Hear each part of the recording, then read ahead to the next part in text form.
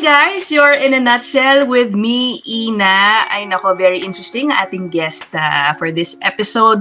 Alam nyo, very common, I'm sure narinig nyo na ito, na kapag lumipat ka sa Canada, you can't expect daw to have the same job that you had in the Philippines. Halimbawa, kung doktor ka sa Pilipinas, nako, medyo mahirap na magdodoktor ka dito agad. Maaring mas mag-umpisa ka sa mas mababa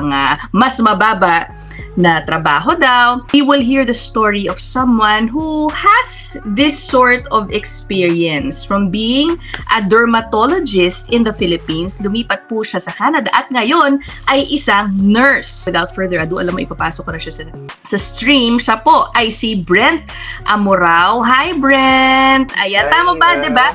Derma in the Philippines, RN, registered nurse now in Alberta, Canada. Hi, Brent. Thank you for agreeing to do this interview with me.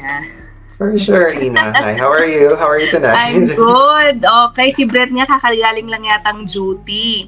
Okay, Brent, tell me first, what brought you to Canada? Yeah, for sure. So, yeah, you're correct. So, I'm a dermatologist from the Philippines. Aside from that, I'm also an RN. So, I'm both an RN and a doctor in the Philippines. I did train in UERM, dermatology, for 3 years after my medical school and internship. And then, I think I practiced for a year or a year and a half. And then I decided to move here to Canada. So basically, the reason why I moved here, so I came in with my partner. Yeah, we've been together When was for... this event pala? When did you come in? Arrive? Yeah, so we arrived last year. Around May 24, Okay. 2022 to be exact. So it has been in the pipelines for a while now. Parang even when I was still in dermatology training, me and my partner were already talking about it. To be honest, I was really so keen on leaving immediately after training, but yeah, we all know like what happened. COVID happened, and then everything got pushed back. Yeah. So your plan all along was really to pursue RN here? Ano na mangyayari? I mean, what was your plan doon sa profession mo as a derma? Yeah. So even before leaving, kasi parang I was already evaluating, or I was already planning ahead, parang 10 steps ahead. So what would I do when I get here? So just to give everyone a brief background, we don't have family here. Our parents are not here. We don't have like siblings here. It's just the two of us. So to answer the question earlier, mainly the reason for us moving here is, number one, we are more liberal or open here. Like this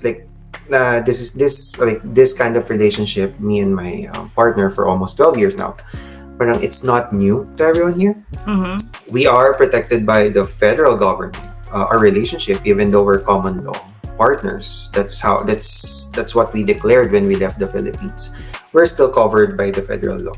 They see us as like married couple. So the benefits that married people enjoy, we also enjoy it. We are each other's beneficiaries and things like that. So before leaving, I was already like what I told you. I was planning 10 steps ahead. So I know it's gonna be a challenge to be a doctor here. But I'm always up for challenges. That's why I am actually in the process of preparing for my exams na. Oh, wow! Oh, good luck. Yeah. Is it difficult? Kasi I know for yung mga ganyang career, it takes you have to pass multiple exams, right? Can you run us through how difficult the process is? Kasi ito po ang isang dahilan para sa mga nanonood, kung bakit yung iba hindi na talaga pinupursue yung profession nila back in the Philippines, kasi nga ang hirap. It will sometimes require you to study again for a long time, and then hindi lang isa, hindi lang dalawa ang mga exam, 3, 4, 5 mga ganyan pong exams. In your case, how is the process? So the process is, first is you need to have your medical degree evaluated. Luckily, my medical degree from Pamantasan Lungsod ng Maynila, PLM, is comparable to here. So one hurdle. And then the next step is for me to write the written exam. So parang case-based siya. And then next is for you to set the NAC OSCE. So it's like parang you go around stations. So after that, once you've passed your 2 exams, you will apply for matching. That's how they call it here. It's kind of different from back in the Philippines, because back in the Philippines, after you've graduated your medical school, you took your internship, you passed your board exam, you can immediately practice. You will be called a general practitioner in the Philippines. But here it's different. So our general practitioner is equivalent to a family doctor. So even if you've passed your exams, pero you can't get into a program because you need to go into a training program for at least 2 years, that's the time after that na you can practice. Kasi parang they wouldn't really see you as a dermatologist here. Parang you're starting from scratch, basically. Unless you have family doctor training back in the Philippines and you were practicing for quite a number of years, then you can apply immediately for family medicine parang license or license to practice. In my case, I'm planning to do family medicine and then just focus on dermatology practice, because I guess that's gonna be the fastest way for me to get back to practice. Okay. O, tignan nyo naman, no? Medyo complicated yung prosesong pagdadaanan ni Brent just to become what he was back in the Philippines. So right now, you are an RN. How has the change been? Siyempre, in the Philippines, when you left, derma ka, I'm sure you had staff, under you, you were supervised, you were a boss back home, and now you are nurse assisting doctors. How has the experience been? First few weeks were a bit of a challenge. So I didn't start here immediately as an RN. I just got my license this January. So I just started practicing as an RN around February of this year. Okay. So before that, when we arrived, I went through several jobs too. I think Like what? Sabihin mo naman, anong mga jobs? So I started, when we got here, I think after a week's time, I was able to get a job as a medical office assistant. So we call them as receptionists in the Philippines, front desk staff, and things like that. So I was doing mostly admin work, answering phone calls, booking patients, blah, blah, blah, and things like that. And then I got an opportunity to work as a nurse assistant or nursing assistant, as we would call them in the Philippines as healthcare aides. Yeah, I also work as a healthcare aide. I was in a rehab MSK program. So I also did that, and then I got into the eye specialty. I went into an optometry clinic, so I was able to work there as an optometry assistant. So in a way, I was slowly trudging my way to going back to medical practice. So I stayed for around 8 months in that optometry clinic, which I'm very grateful to. Even up to now, I have a very good relationship with my previous boss. And then after that, I got my license. So now I'm working. I'm now a post-anesthesia care unit or recovery room unit nurse. So basically, my task is to make sure that patients, after they had their general anesthesia or sedation, would wake up well from their surgery. Like, we're making sure that they're okay before we send them home. So it was a bit of a challenge for me, because for a while, like before leaving, of course, my practice has been very specific. I was working with the skin for a very long time, around 4 to 5 years before I went here. But it was a challenge, because even as simple as IV insertions and things like that, like this kind of medicine, I had to, I would say, review a bit. I had to go back to my books, revisit them. Okay, what are these medicines and things like that. And also here in Canada, the thing is, we are more into using brand names. We don't, we rarely use generic names. So for example, instead of calling it paracetamol or paracetamol, we would call it here Tylenol. Instead of calling it ibuprofen, we would call it Advil. So we have the same brands in the Philippines, but that's not how we do mostly medicine in the Philippines, we're mostly into generic names. So that's one thing that I had to learn for, I guess, for the first month was a bit of a challenge. And also, with the language that we're using here, of course, in the Philippines, you're not obliged to speak in English because you can use our mother tongue, you can use Filipino, you can easily express, like, you can easily explain to patients, hey, ganito po yung gagawin, ganyan, ganyan, ganyan, ganyan. And here you have to adapt, of course, not just like how you give your health teaching to people, but mostly how to interact with them. Number one, their humor is different. Correct. So that's something that you have to learn. It's a process. It's not enough that your IELTS is like you got a very high IELTS. All that. It's very not academic. Not just basic grammar, diba? Exactly. Hindi lang It's very different. I remember one person telling me before that my English is very formal. It's very academic.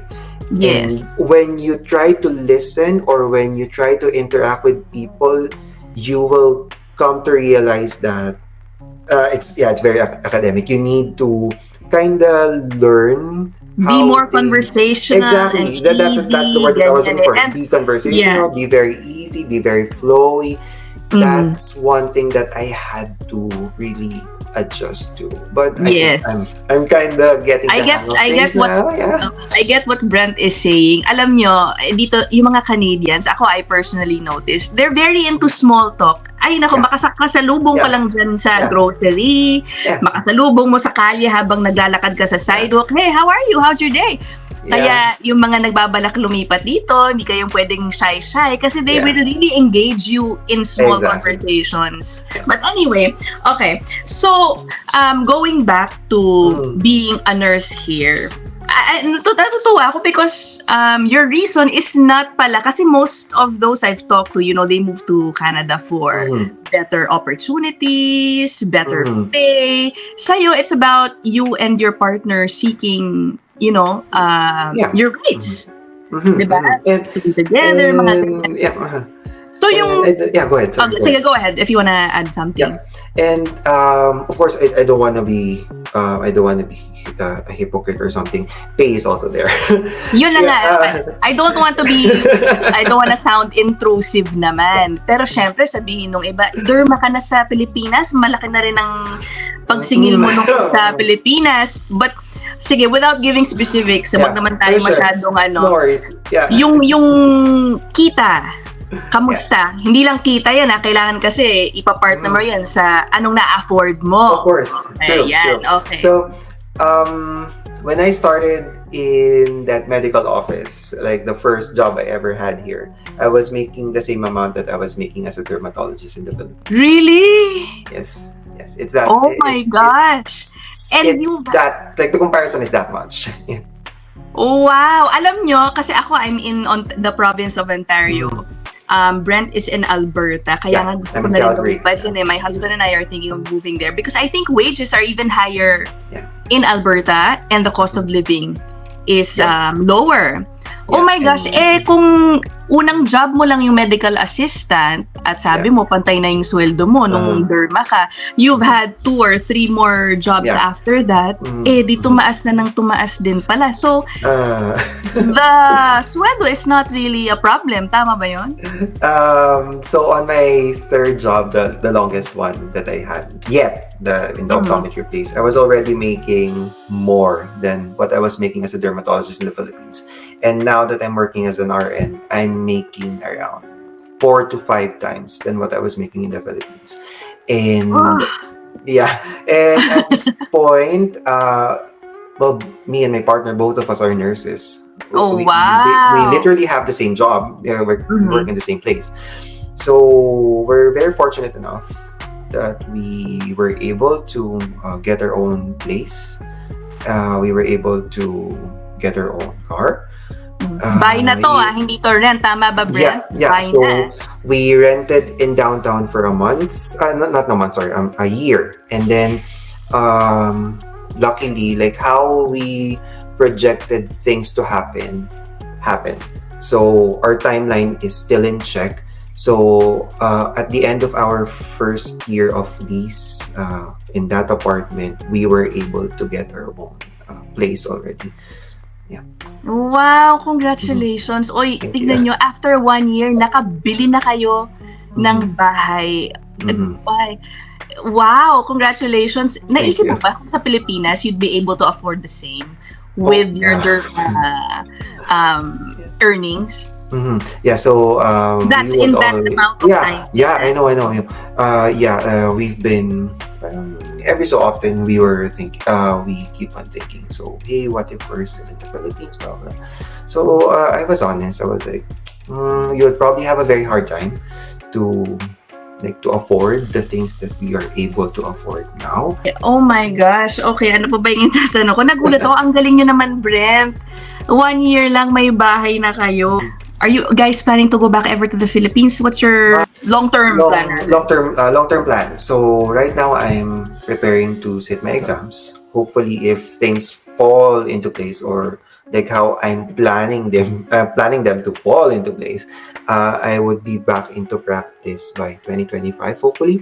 So we are here for the long run. At this point, I don't see ourselves going back to the Philippines for good. As sad as it may seem, we see ourselves here for we will probably go back to the Philippines every so often just to catch up with the relatives. Hey, how's things going? To see our friends again. But to stay there for good again, that is still not on our table. Probably wag ka mag-alala, ako din. Wag ka mag-alala, ako din gano'n. I don't see myself settling down in the Philippines just to visit and see family and friends. That's it. But I forgot to ask, Brent, what was your entry pathway pala? Yeah. So we entered express entry. If we will leave the country, I wanted to be like the both of us together, living together, and for the long run, not just for work. It's more on how we see ourselves in the future. Like we want it for the long run. We want our relationship to be, recognized by the government and things like that. So we entered via express entry. Thankfully, though, with my medical degree, I was able to get a higher score. Mga point system po kasi yan That's why I was drawn. So what happened was I declared common law. So you brought him with you. Yep. So we had to produce papers saying that we've been living in the same household for more than, their requirement was only for a year, but we've been living together for 6-7 years now. So since the federal government of Canada sees married couples and common law almost at the same level, they didn't really mind that we were filing for common law. As long as we are able to prove that we've been living together, then we will receive our visa at the same time. So we arrived here together. Ang saya naman. Okay, alam mo, I'm sure others are wondering. Kaya ako, pro-Soji build din ako syempre sa Pilipinas. How does it feel? You keep on, you've brought up yung rights, recognized kayo in Canada. What do you mean? Bakit? Sure. Ano ang benepisyo sa pag-recognize? Ano ibig sabihin nun? So, for one, of course, both of us are healthcare workers. In the Philippines, you need to have this special card or something, or power of attorney that says, I am his guardian, so to speak, or I can make decisions for him if he's not able to do so. But here in Canada, you don't really need that paper anymore. Just as long as you have IDs that show you are living in the same household, if you introduce yourself to them that, hey, I am his common law partner, they wouldn't think twice. They will just think what it is. Okay, you guys are together, you're like married couples and things like that. So that's one. Another one is when it comes to buying property, it's not really an issue. They don't really mind. Like, they wouldn't ask, who's this person? How are you related? And all. That's wala nang tanong-tanong, di ba? That's Hindi none of their business, yung to be mga tao honest. dito. And even when you're like as simple as when you guys are out, when you're out doing groceries, when you're out in the park or somewhere, people don't take a second look at you. Like, people don't really mind what you're doing here, who you are with. I remember one of my co-workers saying, what happens inside your house is your business. that's not the business of other people. So what happens between the two of you, who you present your like how you present yourself, how you present yourselves if you are with someone, like people just take it for what it is. It's not Correct. just tolerating, because tolerating is different from being, like fully accepted. Correct. Yan naman ang ultimate goal din natin para sa LGBT community Exactly. back home. That's one thing that we were really happy about, or that's also one of the main reasons why we decided to move here.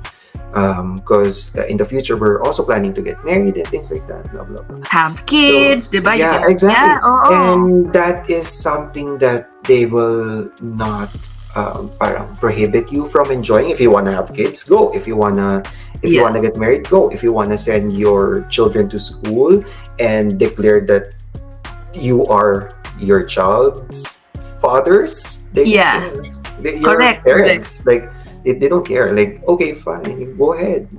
Ay, ang saya nga naman, Brent. Sana all, di ba? Ay, naku, ma-experience ng, I have many LGBT friends back in the Philippines. I really wish na ma-experience nila yung na-experience ni Brent, both sa personal life and professional life. The pay is really good. I would have to be honest. Even when I was doing my first job, because it's just like a dollar above minimum, it's more than enough to pay to afford a car for ourselves, to pay our monthly rent and things like that. It's a really different thing, because I wasn't expecting it to be this much. What do you say, Brent, to those who might say, oo nga, malaki pa rin sweldo mo, pero mahal naman dyan sa Canada? What can you say? I guess it all boils down to how you manage your money. Well, I'm very thankful to my father, my parents in general. I learned how to handle my money from my parents. It doesn't matter if you're making this much or this much, but if how you handle your money is a bit, all over the place, then you will still be broke at the end of the day. Cost of living, yeah, I would lie if I say that it's not high, because it's high. Yeah, even renting in downtown is high. If we are to convert, because I was back when I was still renting, I was paying $12.50 a month, or we were paying $12.50 a month. So if we will convert that, that's going to be around 60-ish, 60 to 70,000, around that amount. But if you get your paycheck, you will realize na nagbabangga naman pala sila. Especially if you're sharing your expenses with someone na okay, kaya naman pala, it's doable. Food prices, I would say some of them are pricey. Like, for example, fruits. Some of the foods you can get here are cheaper than the Philippines, and some of them are more. Also, Ako talaga, you cook. You try, if you can, you cook. Exactly. That's the best way to save on grocery costs. We rarely do takeouts. But for the other staples, milk, eggs, meat products, almost the same. Even for gas, right now, I might be biased because I'm from Alberta, and Alberta gas way more affordable. So, I would say mas mura yung gas ngayon dito sa atin than in the sa amin than in the Nagbabalanse lang din eh. Mura ang gas. Mahal ang pagkain pero mura ang gas. Alam nyo, ang isa pang mura, kuryente rin. I'm surprised. Mababa ang kuryente dito sa Canada. So, Okay, last question na lang, Brent. What do you say to those concerned, yung hindi ma-let go ba yung, the fancy, the nice titles that they have back home? Parang sabihin nila, ayoko mag-Canada kasi hindi na ako magiging doc o hindi na ako magiging attorney. Yung mga ganun ba? Those who have a difficult time letting go of these titles. So, I guess it's all in the mindset. So, even before leaving the Philippines, I pulled myself out of that persona. Even when I got here, I wouldn't really tell it blatantly to everyone, hey, I'm a doctor in the Philippines. It's something that I've earned, but it doesn't define myself. I'm more than my title. I'm myself. I'm not just my title. That's why, it wasn't really that hard of a process for me to let go of that for now. Hopefully, I will get it soon. because I was just looking at the brighter side. So yeah, I mean, my partner being here, being able to afford our own place, get a car that we wanted, and get the same salary anyway. Exactly. Yeah. And afford the things or the niceties of life that we want to buy. I'm way less stressed here now than when I was back home. I can wake up, hey, good morning, and things like that. I don't Talagang have to literally think ang about... ganda ng morning, ano? Ang bango Exactly. ng moy ng hangin. Exactly, Mga that too. ganyan. And I don't have to think about, oh my God, I'm going to be driving for 1.5 hours because nalate ako ng gising for 10 minutes. That's something that I don't have to think about. Oo nga. I can get to my workplace in 20 minutes, and that's for around a 15-kilometer drive. In the Philippines, if you would do that, you would be around like 1.5 Parang hours yan? or so. Correct. Okay, what Brent was talking about is the quality of life. You know, in the Philippines, people also talk about quality of life, but really, people will not understand it once you feel it talaga. Ito pala yung magandang quality of life. Anyway, so that is the story of Brent. I hope our viewers were inspired. I'm sure many were. Thank you so much for sharing your story, Brent. Sana, sabi ko nga sana all, I really wish many people would experience the same level of equality that you were talking about. And success. Okay, that's it for our episode in a nutshell. Thank you, Ina. Thanks, Brent. You're welcome. Hopefully, you're able to go here to Calgary. Oo nga, I can show you Calgary in person. Okay, bye guys. Thanks, Ina. Bye.